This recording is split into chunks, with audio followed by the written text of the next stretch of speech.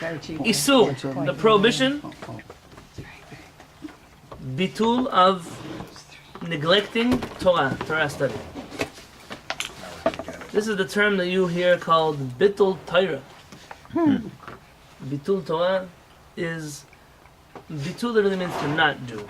So there's limud Torah, studying Torah, and there's bitul Torah, which is the opposite, not studying Torah.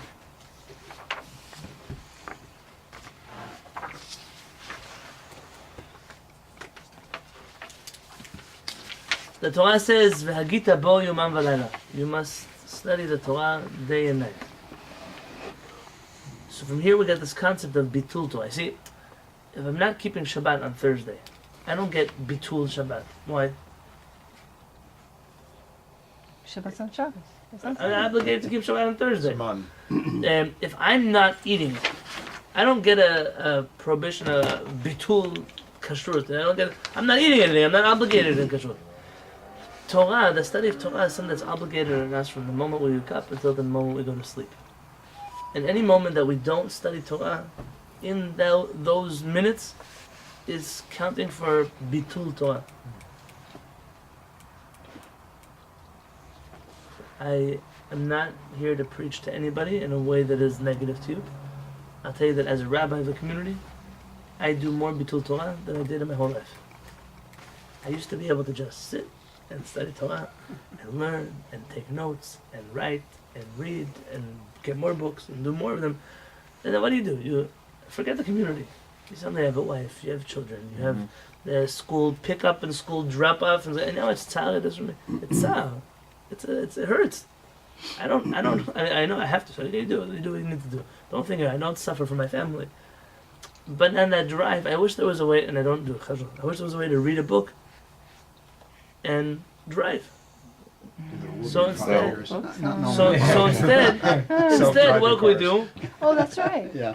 Instead, I play classes from parents in the car. I know many of you have classes from Marcola that you listen to. Yeah, it's on YouTube. I put it in. I listen to Pasha there, Pasha there. But it's not the same as sitting in front of a book and learning Torah. And then it gets worse. Then your kids get old enough, they want to listen to anybody mumbling on a tape. They want Uncle Moshe songs. And that's a whole new level of tzara. Is listening to all torture. These terrible rhymes, bracha, and the pineapple, and what did the watermelon say? He saw himself in the mirror. Done that. Okay, but listen, you know what? For my child, this is very educational. So as my wife says. And okay, this part.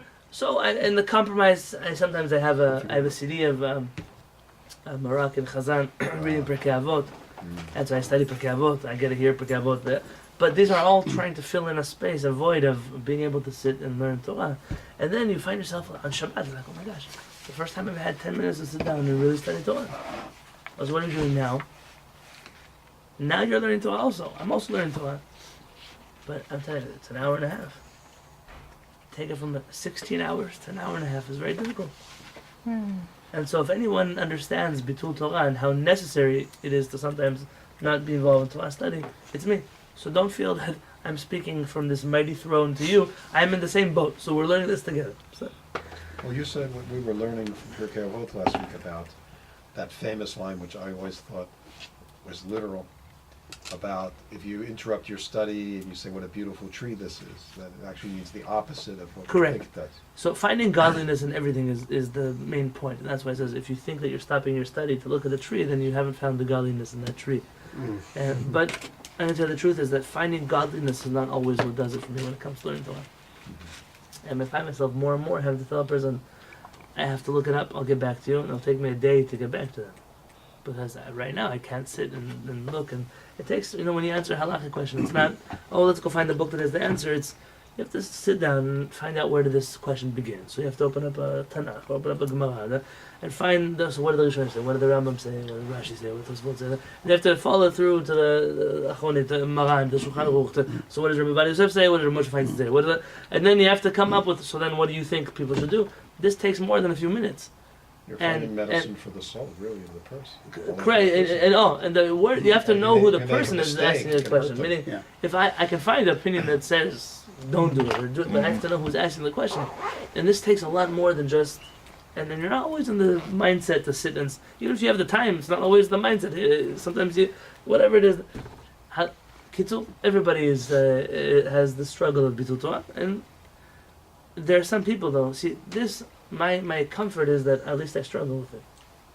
There are some people who don't struggle, and they don't even care. They don't study Torah. They don't even come to a Kehillat twice a week. They don't even go to a Torah class ever, ever. And don't think I'm not even talking about San Diego. In fact, San Diego is a strange thing. Many people that I meet have one Torah class that they go to. It's actually a place where I've been in very religious communities.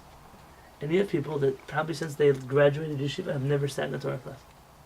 And they go to synagogues where there is no rabbi, so there's no one who gives even the Dvar Torah on Shabbat. It's almost absurd. In very, very religious communities. Because you look the part and you wear the hat and you have the long pay. So why do I need to sit down and study Torah? And it comes time to come Friday night to the synagogue, there's no rabbi. I mean, even the Dvar Torah, you get a little thought in the parasha you don't have. You sit at the Shabbat table, only the weirdos say Divrei Torah at the Shabbat. We're having chulent now. You're not going to interrupt me with something you heard from your rabbi You in mean third the grade? people who aren't weird eat, mainly. They don't study, they don't learn. Who? You're saying, what you call about weirdos? What'd you say about The weirdos? people who are interrupting the meal with Divrei Right, that's Torah. what I'm saying. Yeah, those So people are the main thing is eating. eating. Yeah. Sure. Well, what else are you supposed to do at a meal? You eat. Right, so it's not food for Or you thought. talk about It's- politics or Lashon Hara or whatever else. And then it comes time, Shabbat afternoon. No, we have here, and our shul's not out of the ordinary. We have a class during Kiddush. We have a class before Mincha. We have a class during Sudat Shvit. So a person can be here Shabbat, and I'm ignoring the halakha of the morning that we do in the tefillah. You can have 3 Torah classes. I mean, it's like almost 3 hours of Torah they study on Shabbat. When I was in yeshiva, we prayed at 8:30 in the morning. We started lunch at 10:35. Mhm. We finished lunch at 11:35. And if it was a Shabbat like now, where the sun sets at 7:45, you could have everybody getting into bed and sleeping for 7 hours. Yeah, What? you could do that. Yeah, no, I mean, Yeah, that's true. you could. We're supposed to At praying night. late, and you get home at 2:00, and people are home at 10:35. There's no rabbi speech. There's no mishaberach. There's no don't sing too much. It's just get it over with. And then they get to Motzei Shabbat, and I'm already tired. And Motzei Shabbat, you have to go have your pizza. I don't want to be eating Motzei Shabbat. It's a big mitzvah, and then you go to sleep, and that was your Shabbat. It was this grand spiritual experience called eat and sleep. Yeah. And a person sometimes needs to eat and sleep. I'm not. We all need to sleep and rest on Shabbat. Fine, but it comes that don't think that everybody's. I was in Muncie and I gave a class to about 45 ladies that came to study Torah on Shabbat afternoon. I said, I want to tell you, Chazak V'Vol, that you even come to study Torah now. The rest of Muncie is sleeping now. But you are here. And there are other Torah classes. These ladies, they study every week. They've been studying for 20 years together. And they have a class that's only been growing. There are young girls that come to join. I mean, it's not just these old ladies that have nothing better to do with their life. There's a whole group of people that have been joining this class. And it's very special. It's a comeback. And when they hear that in San Diego we have 3 classes on Shabbat afternoon, you don't understand what it's almost like. Somebody told me here they came to visit us once for Shabbat from Williamsburg. Yeah, they go pray by the Rebbe and they only eat by the Rebbe. Everything's by the Rebbe, and they told me that they study more Torah here than they study when they're in New York. And you take it for granted what it is that you have. And I'm not saying bad about them. But if somebody doesn't even struggle with the fact that they're not learning, then what can you do? It's the most difficult, my experience is it's the easiest thing to shall we say, let it slack. Go by the wayside, sure. You have to really discipline yourself to keep doing it. And say like that guy you said who wouldn't even go to a simcha on another coast. He stayed to study because he was been doing his group. You have to have that kind of Someone asked, one of my students, steadfastness. one of my students asked our parents, he said, tell me, what's a segula? What can I do for my children to grow up to want to be Torah scholars? It doesn't make them not have to be full-time Torah, but to want to have that thirst to study Torah. The segula, and she said, like, walk 7 times on Rabbi Shimon Bar Yochai's grave and chant Zohar. Is it the segula is that your child should see you studying Torah. If your child comes home from school and sees that you are sitting at a table learning a sefer, or they see that at night before they go to sleep you run off to a shiur somewhere, or if they see that in your house, it's a personal example. So many of us we talk in shul, but we don't want our kids to talk in shul. Shh, don't talk, and then you go talk to your friend. Or we spend, you have to imagine, there are parents, and I see this not in my Beit Knesset, there are parents who spend the whole Shabbat morning in the playground with their children, watching them. And they're teaching their children that when you come to synagogue, it's to be at the playground. Why? The kid is allowed to be on the playground. He doesn't have to pray. But if the dad is on the playground, the mom is on the playground, so what are you telling your kid? You're telling your kid, I don't have to pray either. Right. When you grow up, you can go outside. You can do the same thing. So when do you pray? For those few years in high school after your bar mitzvah, until you get married, then you go to the playground. We don't even realize the messages we give our children. Subconscious, yeah. They pick up on this, and they're not stupid. Bitul Torah is a real thing. It's a real problem, and at least we should want to study more Torah and not be able to. But if we don't even have that want, so this is something that needs to be adjusted. It says, "Af mi shekoveh itim, tamid, af even me, someone shekoveh itim that establishes times, tamid constantly or consistently is the better word." Lilmod Torah, to study Torah. So if a person, I'm talking about a person who has set time every day to study Torah. I mean, he has his hour, 2, 3, 5 a day to study Torah. Eino patur milimud Torah. He's not exempt from the study of Torah. Ksheyesh lo zman, when he has zman. What is zman? Time. Time. Acher, other time, panui, which is for free. Even a person who has a set time to study Torah, but he has more free time in his life because, I study already, I'm going to study tonight the Kollel, so now I could just go lounge around doing nothing. You have to understand, what does it mean time that is free? You're allowed to be busy with things. You're allowed to be busy with your job, to be busy with your family, to be busy with your food, to be busy with sometimes even resting as part of a mitzvah of a person's life, to not always be running around from place to place. Our parents once was walking with me. I won't tell you where.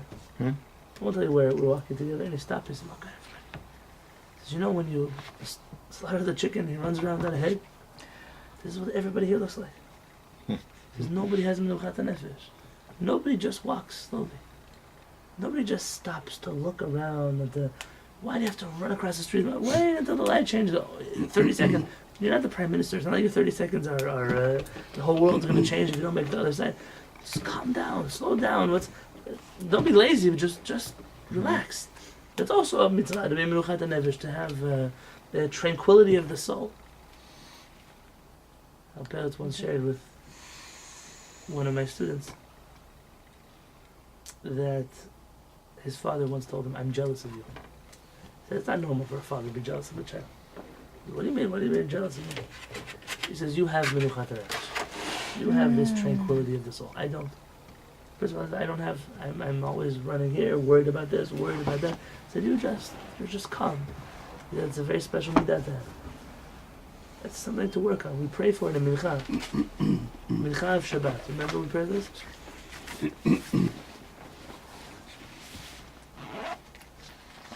Menuchat ahava undava, menuchat shalom, shava v'ashket v'vetach. A time of menucha, a rest of peace and tranquility and security.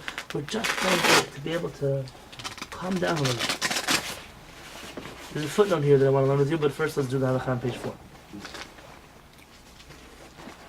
So sorry, to go back real quick, says that even if you have a set time, even if later on you'll have extra time. There may be a Always minimum do to it. study Torah, which that's what we're going to discuss in the footnote. What is the minimum? But there is no maximum. Right. What he's saying is don't change your set time even if you have more time later in the day or whatever. Always keep. Well, he's not saying that is a good thing to say. What he's saying is even if you have time later in the day, but now you have free. I mean, you're gonna have time to study later. You have a set chavruta, a set class, but now you have some free time, so sit down and learn Torah. So whenever you have free time. Today it's become so easy to learn. Also so hard. A lot more distraction. But there's a lot more access to a person who wants to study Torah.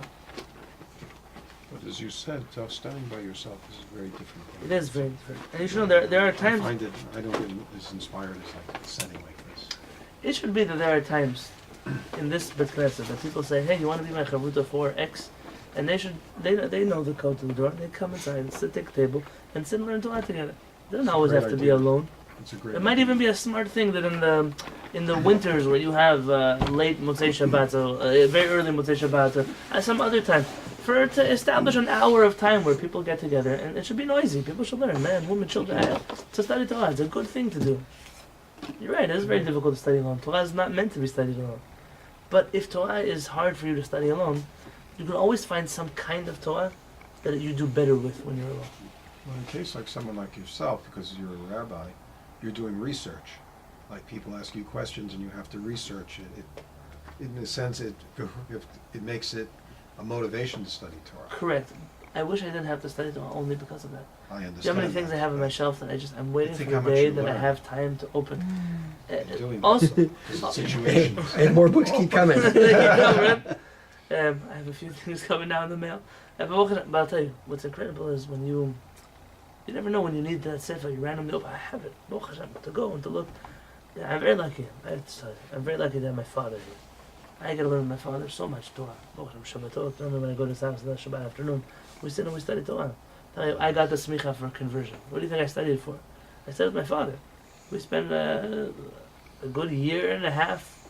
I already studied a year before alone, and then a year and a half with him. We studied and learned in Shabbat and weekdays, and sometimes after Shachrit, and we finished the whole thing. And then my father was in the hospital, so he couldn't fly with me to Israel to get that smicha test. But who else would I mean, that was something I had to learn with somebody who I learned Kehillat mikveh with my father. Hopefully, B'ezrat Hashem will get a mikveh in San Diego. So somebody wants. We have mikveh in San Diego. In our neighborhood, we have a takala. You know what a takala is? Desire? Close. Takala is a stumbling block. Oh. I don't know, a good word, an obstacle. That is takala. It's a Yeah. problem that we have. Anyone who's strict in the laws of family purity is being lenient on the prohibitions of a husband and a wife staying separate during Torah Mishpacha period. Meaning, if I don't let a couple be together, I'm increasing the chances of them being together improperly. People don't look at it this way. If you tell a couple no and no and no and this is not clean enough, that's not good enough, and those who understand what I'm talking about, you can reach a situation where how much can a person be separate from their wife? How much can a woman be separate from her husband? At a certain point, they'll do something. There's this crazy minhag that was started by the Kehillat and somehow became mainstreamed in Ashkenazi Judaism, and many rabbis fought against it, including Ashkenazi rabbis. And that is that after childbirth, people can wait up to 80 days. 80 days. Maybe not sense. Because the 66 that the Torah says isn't enough, you mean? Or the, Well, the Torah says 7 and 14. yeah. And then it mentions days that are clean blood, and that's another 40 and 80, but that has nothing to do with the husband and wife, it has nothing to do with the Ben Mikdash, nothing. But some the Kehillat, they don't read the Torah the way we read Torah, and they came with the Chuman. The Rambam says it's not even allowed to follow this custom. But in Morocco, there was already even some Sephardic Jews doing this custom of waiting 40 and 80 days. And the rabbis of Morocco got together and issued a ban on this custom. They decreed against this custom. And they said, Hashem says about the Jewish people, they're Suga B'Shoshanim, they're the prettiest of the roses. They're so modest, they're so pure and clean when it comes to promiscuity. He says, but you're setting people up for failure. He said, if not for the older people, then for the younger people. He said, people that are young couples that are getting married, now they have a child. He says, what do you think? Someone has a baby. And then they can't pass it to each other, they can't. So what happens? 3 months you want a person to not be able. What do you think is going to happen? He said, you're holding someone back from going to the mikveh because you think you're grabbing onto some great mitzvah. He says, but you're creating another stumbling block. So I'll tell you when this is the problem. The problem is, Huge problem. what happens if a person should go to the mikveh on a Friday night? So let's hope that an average person, one day added is tzah. It's hard for a person. It's not easy one day. But you have a 3-day Yom Tov, and don't tell me just a 3-day Yom Tov. It's a 3-day Yom Tov where the night after the Yom Tov, people sometimes have guests for Yom Tov. They have 101 reasons why they have to stay at home that night. They can't even go, or it ends so late that some mikvot don't even have room for people to come that night, or whatever happened. They're waiting 3, 4, sometimes 5 nights after the time they've already waited because we don't have a mikveh in the neighborhood. How hard is it to make a mikveh? Not hard. I could turn a swimming pool into a mikveh. A few workers, I'm going to be honest, a few $1,000s. They said here $400,000. $400,000, you buy yourself another house. You can turn mine into one. I'm Yeah. not using it for anything. Someone, no, it couldn't be out in the backyard like swimming pool because it has to be tzniut. Chabad rabbis come sometimes, But that's it for could, men. no, for men it's different than for women. Yeah. You could close off, I need a place the size of the kids' room. That's it. With a door that closes. I've been to one there. And only to be used Friday nights and Yamim Tovim. And what you would do for this neighborhood is zechut you don't understand. Because you think people don't. Hashem Yishmor. Takalot. People they think they're being strict over here, they're being lenient over there. How on earth did I get to mikvah? What did we mention over here? Oh, I went. There was. I can't remember. We went to a mikveh like in Miami. I just watched. Or didn't watch, but I went in and looked in it. I've never seen one before, and it was in somebody's backyard. Like they attached it to their house. If somebody wanted a mitzvah of their lifetime, it would be to make a mikvah. Yeah, some of the great rabbis had mikvahs in their houses. And Somebody who owns, I don't own I my have a house, friend in Santa Fe. but somebody who owns their house and has literally this size of room to put up 4 walls and a roof. It's an unbelievable zechut. You don't know. And the communities that have mikvahot, like La Jolla, like the college area, I think Poway has a mikvah also. Mhm. The rabbis that were responsible and did those things, this is what they had in mind. Not just stomach convenience and to show off you have a mikvah. It's not cheap to maintain a mikvah. Isn't that one of the Well, those kind of requirements? mikvahs. My kind of mikvah is not. It's easy to do. But those kind of mikvahs cost a lot of money to build and to put and to maintain. But they do it because that's your job. As a Jewish community, your job is to save everybody. It's a requirement, right, of a Jewish community to have a Absolutely, mikvah. of course. You're right. Mikvah should be the number one before it. We Mikvah you could that's pray in right. somebody's house. Like you could pray in the park. What about a mikvah? It's an incredible. I don't know how I got to the mikvah, but I'm okay. We were talking about humras and, too many Oh, days of Okay, and then I explained. Tell me. that. Help me. This helped me figure out where I came from. I had a Lenient, point. it was like you were going No, after the it's like if lenient you- versus strict. Yeah, in terms of Karai custom becoming mainstream in Yeah. one branch of Jewry, and that as a result, the time of separating Before that, couples I believe- lead to producing an avera instead of a mitzvah because the strictnesses actually can complicate a couple's life. Okay, something of this genre of some people see a chumrah and they think it's a stringency, but it's really not. Right. It's really not. If someone's being strict here, they're really being lenient somewhere else.